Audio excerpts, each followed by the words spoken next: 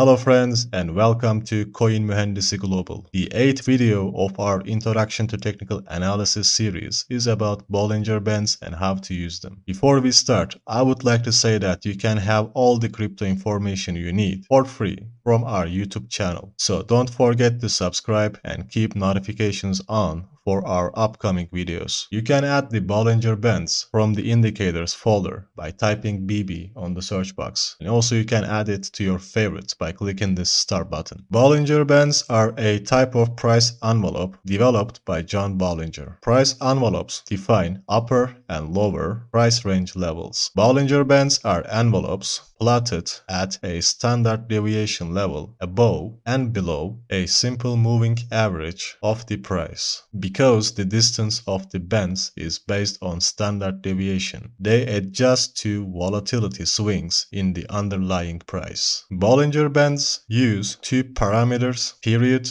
and standard deviation, 20 for the period and 2 for the standard deviation, although you may customize the combinations. Bollinger Bands help determine whether prices are high or low on a relative basis. They are used in pairs, both upper and lower bands, and in conjunction with a moving average. Further, the pair of bands is not intended to be used on its own. Use the pair to confirm signals when with other indicators that you have learned how to use in this channel. So how do we use the Bollinger Bands? When the bands tighten during a period of low volatility, it raises the likelihood of a sharp price move in either direction, and this may begin a trending move. But watch out for a false move in the opposite direction which reverses before the proper trend begins. When the bands are separated by an unusually large amount of volatility and any existing trend may be ending, the prices have a tendency to bounce within the band's envelope, touching one band then moving to other band. You can use these swings to help identify potential profit targets. For example, if a price